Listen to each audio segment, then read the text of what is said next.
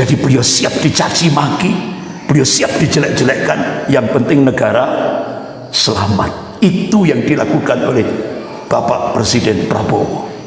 Makanya saya lihat kebijakan-kebijakan beliau itu kalau dipahami oleh masyarakat awam, itu nggak nyambung, Pak. Itu bahasa intelijen, bahasa politik itu beda, nggak bisa diambil. Contoh ya, ini contoh. Kemarin itu di grup-grup WA itu kan, marah semua itu. Banyak yang mencaci maki Pak Prabowo. Ketika di Hambalang, hidup Jokowi, terima kasih Jokowi, ya kan? Itu kan bahasa intelijen, bahasa politik itu, Pak. Nggak bisa itu. Itu ternyata setelah saya coba dapat informasi dari ring satunya Presiden, itu ternyata beliau pakai strategi dua tangan, satu ngangkat, satu jatuhkan. Diangkat, hidup Jokowi, terima kasih Jokowi. Ternyata setelah itu tangkap Hasto.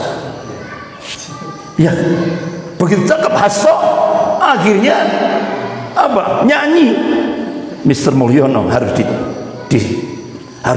didatangkan.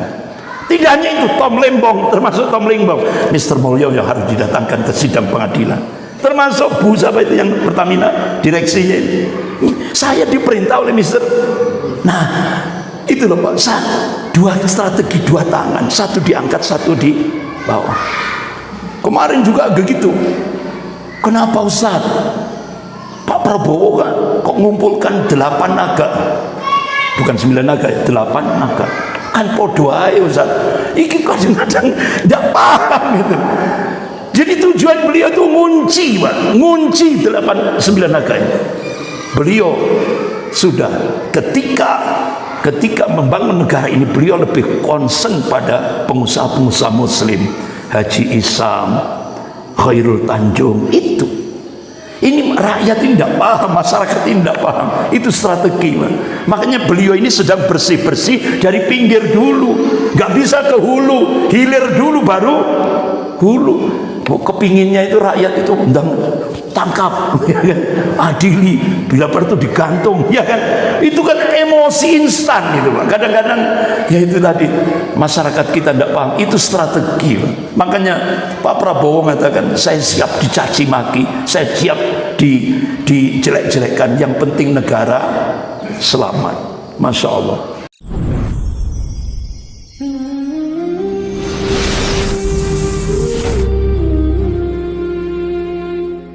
Bapak-bapak, ibu-ibu yang dimuliakan Allah, saya dikontak oleh anggota Kedutaan Besar Kanada di Jakarta.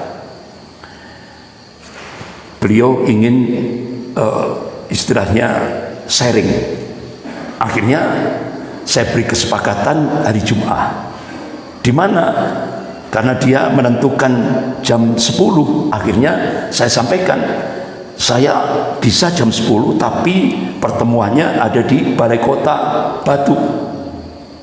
Karena pada saat itu saya harus melanjutkan khutbah Jumat di Balai Kota, di masjid.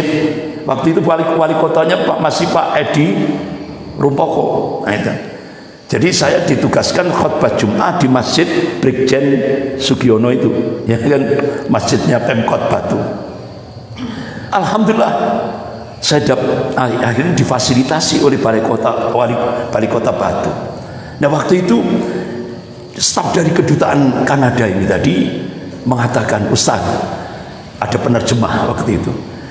Beliau pertama kali ditugaskan itu di Filipina.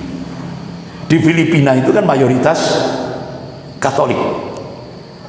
Tapi dia benar-benar kaget. Kenapa?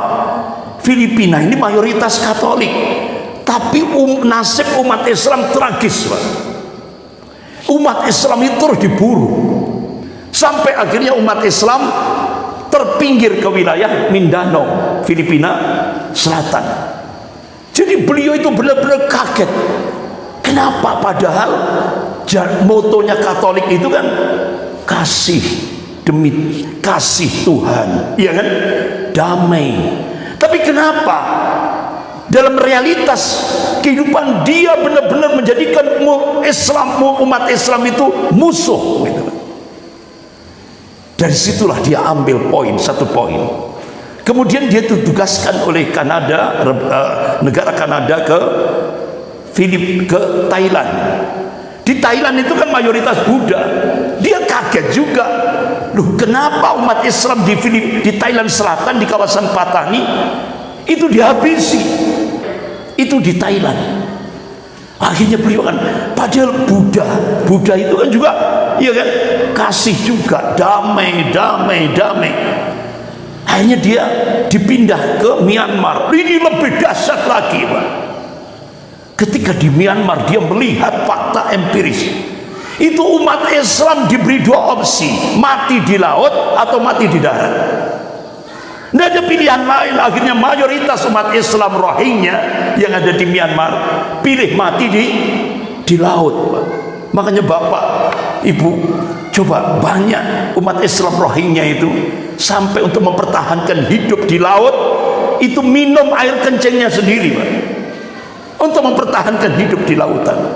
Itulah yang terjadi. Ngeri sekali, Pak. Nah, akhirnya staf kedutaan Kanada ini tadi dipindah ke Indonesia. Kaget dia, ya Allah, my God, ya kan. Jadi dia kan puji Tuhan, nah, gitu ya. Dia kaget, Pak, lihat Indonesia ini mayoritas Muslim, tapi umat Kristiani, umat Hindu, Buddha, Konghucu dan sebagainya, Katolik aman, tentram, damai. Nah, akhirnya tanya kepada saya, apa rahasianya, Ustadz? Ini saya jawab, Pak, Mister, Anda terlambat. Itu sudah jadi kamus internasional. Di mana-mana kalau ada sebuah negara umat Islam minoritas, nasibnya tragis. Tapi sebaliknya, kalau sebuah negara itu mayoritas Muslim, umat yang lain damai, tenang, tentram. Kenapa? Karena Islam itu rahmatan lil alamin, rahmat bagi seluruh alam. Wah, akhirnya dia bengong, Pak, itu. Jadi ketika saya sampaikan itu, rodok, apa kalau bahasa Jawa itu, kami tenggengen. Saya waktu itu dalam batin, mudah-mudahan dapat hidayah. Ya, mudah-mudahan dapat hidayah masuk Islam. Jadi dia melihat, oh ternyata satu-satunya agama yang damai ini secara fakta empiris di lapangan cuma satu, yaitu Islam. Itu kesimpulan dia. Yang benar-benar jadi kedamaian itu cuma Islam. Nah, akhirnya waktu itu terus ada adzan. Nah, kena adzan langsung saya pamit, mohon maaf saya harus khotbah gitu kan. Kalau di Pemkot Batu itu kan adzannya dua, Pak. Ya, adzannya dua. Jadi akhirnya ini adzan pertama. Jadi saya harus segera masuk masjid. Akhirnya pamitan saya. Dan mudah-mudahan beliau dapat hidayah gitu. Itu harapan. Bapak-bapak, ibu-ibu yang dimuliakan Allah. Balik lagi tadi, barok. Putus terhadap orang-orang kafir dan orang-orang musyrik dalam aspek akidah. Tapi ternyata apa yang terjadi, bapak-bapak, ibu yang dimuliakan Allah, saya tambah sedikit ya. Apa yang terjadi? Ternyata al-wala wal bara ini kan masalah penting dalam hidup dan kehidupan kita sebagai seorang hamba Allah. Sampai Rasulullah memberikan kabar tentang fadilah, keutamaan kalau kita mengamalkan al-wala wal bara. Qala Rasulullah sallallahu alaihi wasallam, man ahabba fillah, barang siapa yang mencintai karena Allah, wa abghadha fillah, dan membenci karena Allah, wa wala fillah, dan memberikan wala, loyalitas, dukungan, kecintaan karena Allah, wa ada fillah, dan memusuhi karena Allah, fa innama tunalu wilayatullah bidzalik, maka sesungguhnya kewalian Allah, kecintaan Allah itu baru bisa kita dapatkan ketika kita mengamalkan al-wala wal bara, loyalitas dan penolakan. Loyalitasnya hanya kepada Allah, Rasul dan orang mukmin. Dia tolak apa itu kafir dan musyrik. Itu Rasulullah tegaskan lagi, walan tajida aqdun ta'mal iman wa in kasara salatu wa shaumu hatta yakuna kadzalik. Kata Rasulullah, seorang mukmin itu tidak akan bisa merasakan lezatnya iman sekalipun dia banyak sholatnya, banyak puasanya, hingga dia mengamalkan al-wala wal bara. Makanya kalangan mufassir, ahli tafsir itu sampai ngitung ayatnya ini. Jumlah ayat yang paling banyak dalam Al-Quran, ranking pertama la ilaha illallah, ranking kedua al-wala wal bara. Siapa yang pertama kali mengamalkan akidah al-wala wal bara? Yaitu Abul Anbiya, bapaknya para nabi, Nabiullah Ibrahim alaihissalam. Kemudian dilanjutkan oleh Rasulullah sallallahu alaihi wasallam. Makanya bapak-bapak, ibu yang dimuliakan Allah, akidah al-wala wal bara ini harus kita bangkitkan kembali. Kenapa? Terutama sekarang ini di tengah-tengah kaum muslimin, lebih khusus di Indonesia. Kenapa? Sekarang ini bapak-bapak, ibu yang dimuliakan Allah, muncul fenomena wala, loyalitas kepada siapa? Orang kafir. Ngeri kita, Pak. Coba kita buka. Ya, kita buka ya. Itu ipolisosbud sudah terjadi di Indonesia. Sudah terjadi di Indonesia. Padahal Rasulullah mengingatkan, kalau Rasulullah sallallahu alaihi wasallam, man tasabbaha biqaumin fahuwa minhum. Barang siapa niru-niru satu kaum, maka dia termasuk kaum itu sendiri. Bahkan sampai Syekhul Islam Ibnu Taimiyah rahimahullah ketika mengkaji hadis Rasulullah tadi, jadi tasabbuh bil kufar, ngikuti orang kafir, niru-niru orang kafir, itu dilarang secara global dalam agama kita.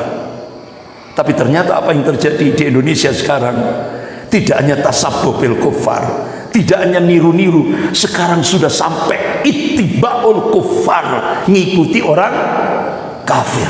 Itu nyata, Pak, nyata, Pak. Terus akhirnya pertanyaan kita, terus gimana wala dan bara kita? Itu yang jadi pertanyaan. Contoh sekarang, ideologi. Dalam aspek ideologi, saya mencoba membuka dari skop nasional. Begitu Indonesia berubah kiblat ke Cina, ternyata apa yang terjadi, Pak? Cina tidak ingin, tidak ada istilah freelance, makan siang gratis.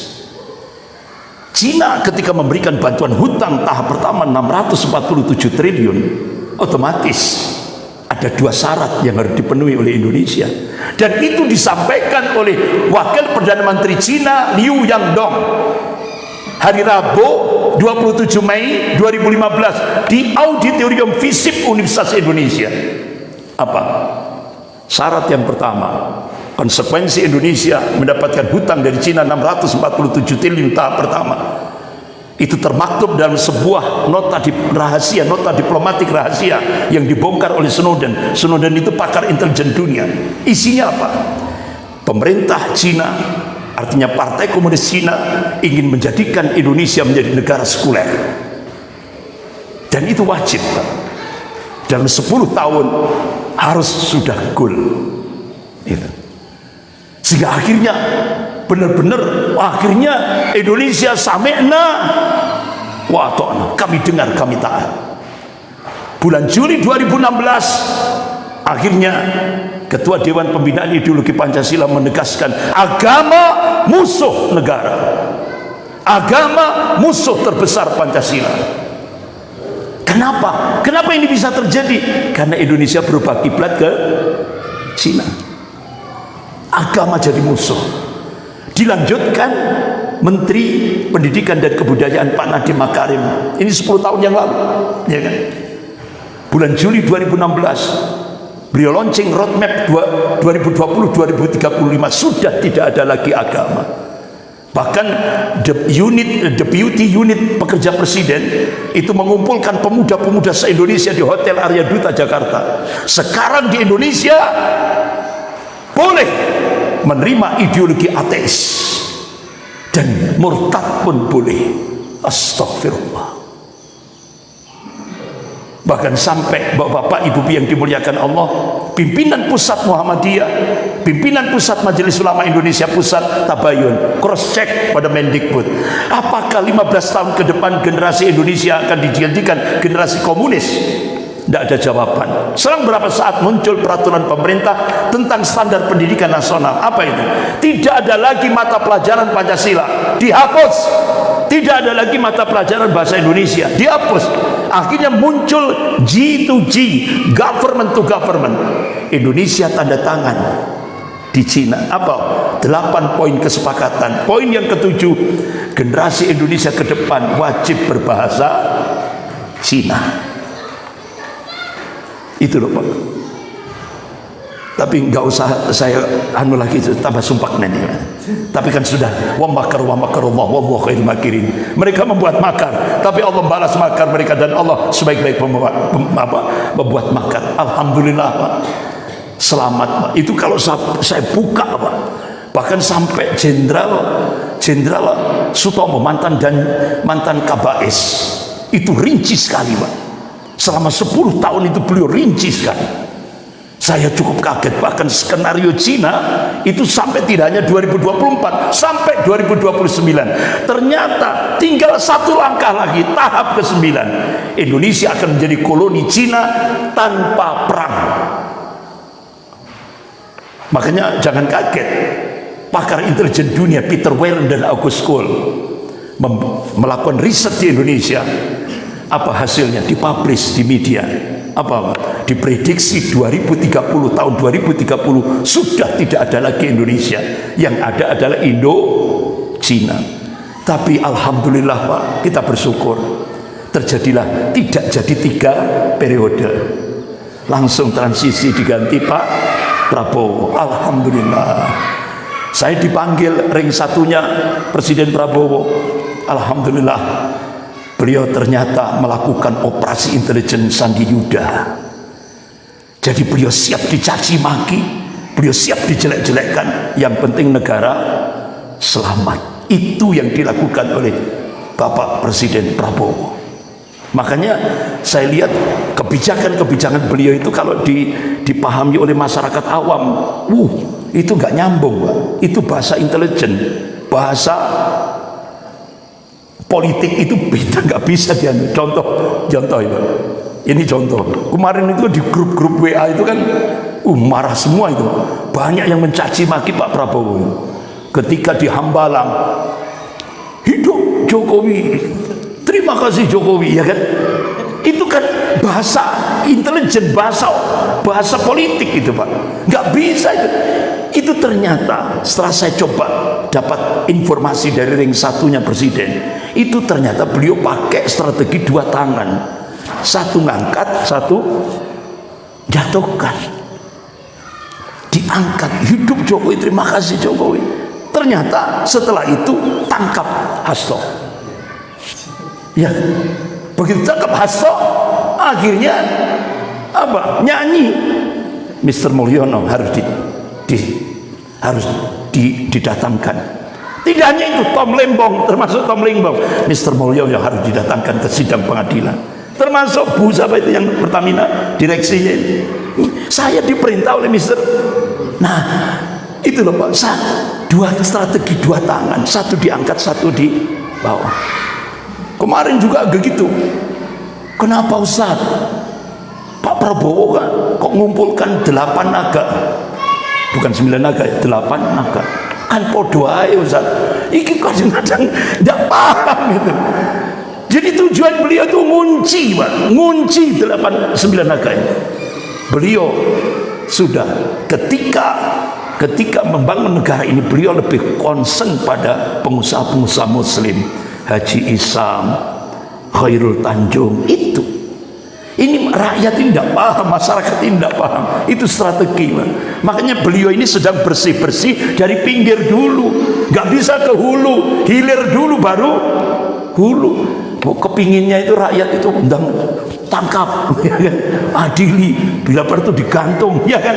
Itu kan emosi instan gitu Pak. Kadang-kadang ya itu tadi, masyarakat kita tidak paham. Itu strategi Pak. Makanya Pak Prabowo mengatakan, saya siap dicaci maki, saya siap dijelek-jelekkan, yang penting negara selamat. Masya Allah. Makanya Bapak-bapak Ibu yang dimuliakan Allah, insya Allah saya dapat tugas mengumpulkan 1000 ulama seluruh Jawa Timur. Jadi mohon doanya, insya Allah. Kenapa? Karena Presiden Prabowo di depan parpol-parpol sudah memberikan statement, ayo kita kembali kepada Undang-Undang Dasar 45 yang asli. Kenapa? Karena Undang-Undang Dasar 1945 itu sudah dihancurkan, ya kan, sejak 2002 lewat amandemen itu. Bahkan Profesor Sofyan Effendi, mantan rektor UGM, itu di depan tokoh-tokoh nasional, termasuk di depan itu ada Jenderal Purnawirawan Tri Sutrisno. Beliau menyatakan itu 2002 itu uang Pak, dolar itu berkarung-karung itu masuk di DPR. Untuk apa? Untuk ini kekuatan adidaya ini untuk merubah Undang-Undang Dasar 1945. Sehingga akhirnya diketok palu di DPR Undang-Undang Dasar 2002. Akhirnya jebol Pak Indonesia. Kapitalisme masuk, komunis masuk. Hancur sudah, terjadi fasad, kerusakan dalam kehidupan berbangsa dan bernegara. Dampak daripada Undang-Undang Dasar 2002. Makanya Pak Prabowo di depan parpol, ayo kita kembali. Makanya ini ulama kita kumpulkan untuk mendukung kebijakan Presiden Prabowo kembali ke Undang-Undang Dasar 1945 yang asli. Supaya apa? Pak Prabowo ketika dilantik di gedung MPR itu, beliau bercita-cita seperti itu, founding father, pendiri negara Republik Indonesia, ingin menjadikan Indonesia itu negara baldatun thayyibatun warabun ghafur. Itu diucapkan oleh Pak Prabowo pada saat pelantikan di gedung MPR.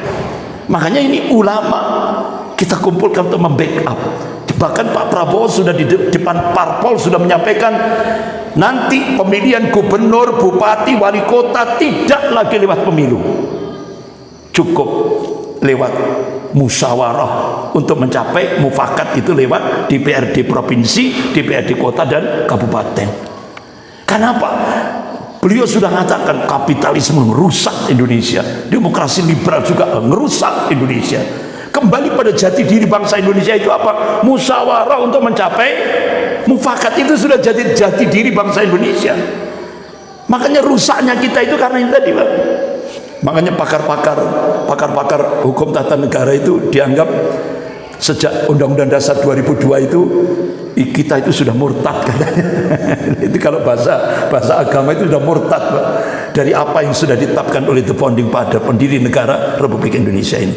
Mudah-mudahan Bapak-bapak, Ibu-ibu yang dimuliakan Allah, apa yang kita kaji pada pagi hari ini mendapatkan ridho dari sisi Allah Subhanahu wa taala, dan mudah-mudahan sampai akhir kehidupan kita, mudah-mudahan Allah menjadikan kita semuanya akhir hidup dengan husnul khatimah. Amin ya rabbal alamin. Sekian, lebih kurangnya saya mohon maaf.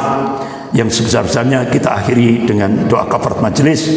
Subhanakallahumma wa bihamdika asyhadu an la ilaha illa anta astaghfiruka wa atubu ilaik. Wabillahi taufik wal hidayah. Wassalamualaikum warahmatullahi wabarakatuh.